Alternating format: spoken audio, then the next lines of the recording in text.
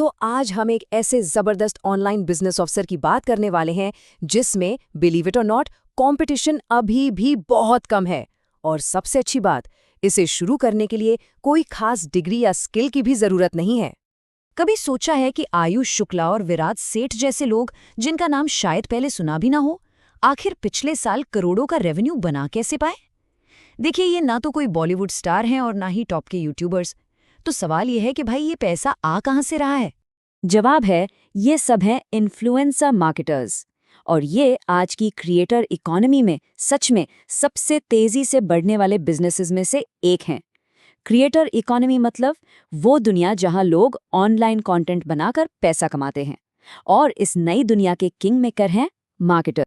तो सवाल उठता है कि ये इन्फ्लुएंसर मार्केटर्स आखिर करते क्या हैं? चलिए इसको आसान भाषा में समझते हैं। उनकी जो भूमिका है ना, वो एक रियल प्रॉब्लम को सॉल्व करने के लिए बनी है। एक ऐसी प्रॉब्लम जो क्रिएटर्स और ब्रांड्स दोनों को ही परेशान करती है।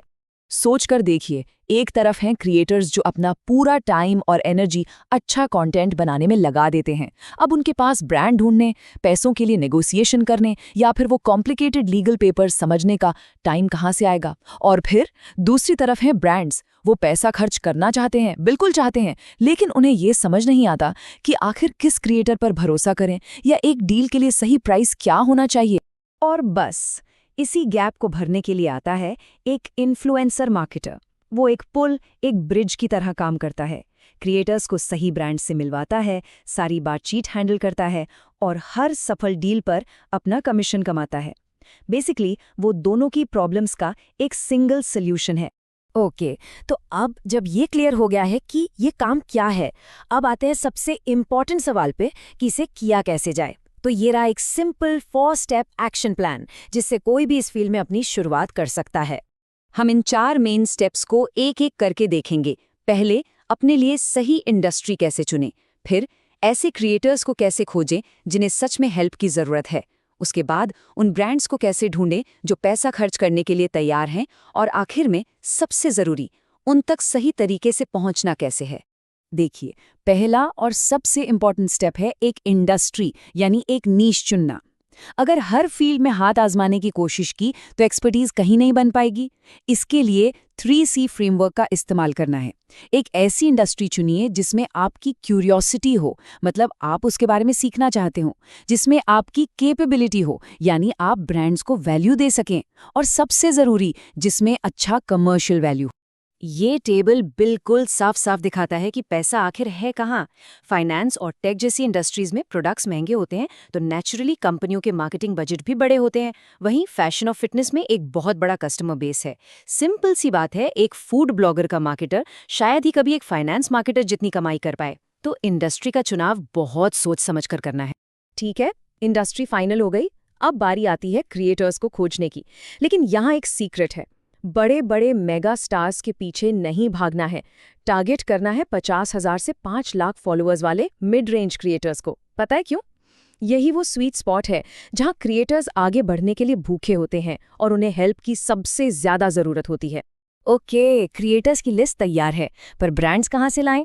इसके लिए 3 स्मार्ट तरीके हैं। पहला, ये देखिए कि आपके क्रिएटर के कॉम्पिटिटर्स को कौन सी कंपनियां स्पॉन्सर कर रही हैं। दूसरा, इंस्टाग्राम पर हैशटैग एड या हैशटैग स्पॉन्सर्ड जैसे हैशटैग सर्च करिए, सब सामने आ जाएगा। और तीसरा, उन कंपनियों पर नजर रखिए जो आपकी इंडस्ट्री में फेसबुक और गूगल पर एड्स चला रही हैं। जो पहले से एड स्पेंड कर रहा है वो इन्फ्लुएंसर मार्केटिंग में भी पैसा लगाएगा। सिंपल। चलिए, अब एक्शन का टाइम है। जब किसी क्रिएटर को ईमेल लिखें तो शुरुआत से ही अपनी अथॉरिटी एस्टैब्लिश करें। ये बताना कि आप पहले से ही दूसरे ब्रांड्स के साथ काम कर रहे हैं, भले ही वो छोटे क्यों ना हो। इससे क्रिएटर का आप पर ट्रस्ट बढ़ता है, वो आपको सीरियसली लेगा और काम करने में इंटरेस्ट दिखाएगा। लेकिन जब ब्रांड्स को ईमेल करने की बारी आए तो अप्रोच बिल्कुल अलग होना चाहिए। यहाँ खुद को एक बाहरी एजेंट की तरह नहीं, बल्कि क्रिएटर की टीम का हिस्सा, उनका ब्रांड पार्टनरशिप मैनेजर बताना है। ये पोजीशनिंग आपको काफी प्रोफेशनल दिखाती है और ब्रांड आपकी बात को गंभीरता से लेता है। ओके, तो मान लेते हैं कि सारी मेहनत रंग लाई, एक क्रिएटर को एक ब्रांड से कनेक्ट कर दिया, डील फाइनल हो गई। लेकिन इस पूरी कहानी का सबसे शॉकिंग और सबसे इम्पॉर्टेंट हिस्सा अब आता है, वो हिस्सा जो लॉन्ग टर्म में सक्सेस की गारंटी बनेगा। सोचिए, ईमेल्स भेजे, नेगोशिएशन की और डील फाइनल करवा दिए। तो इस पहली जीत के लिए आखिर इनाम क्या मिलेगा? कमीशन कितना होगा? जवाब है 0। बिल्कुल सही सुना, 0, कुछ भी नहीं। देखिए, ये एक लॉन्ग टर्म गेम है। पहली डील का मकसद पैसा कमाना है ही नहीं, मकसद है ट्रस्ट कमाना। जब आप एक क्रिएटर को बिना कोई फीस लिए एक ब्रांड डील दिलवाते हैं, तो आप उनकी नज़रों में अपनी वैल्यू प्रूव कर देते हैं। एक ऐसा रिश्ता बनता है जो टूटता नहीं। और इसके बाद आने वाली हर डील के लिए आप आराम से 10 से 30% का स्टैंडर्ड कमीशन चार्ज कर सकते हैं, और वो खुशी खुशी देंगे। ये इन्वेस्टमेंट है। तो अब जब ट्रस्ट बन चुका है और पहला क्लाइंट भी मिल गया है, तो आगे क्या? एक बार जब इस खेल के रूल समझ आ जाते हैं, तो फिर आता है नेक्स्ट लेवल, जहां पर असली पैसा बनता है।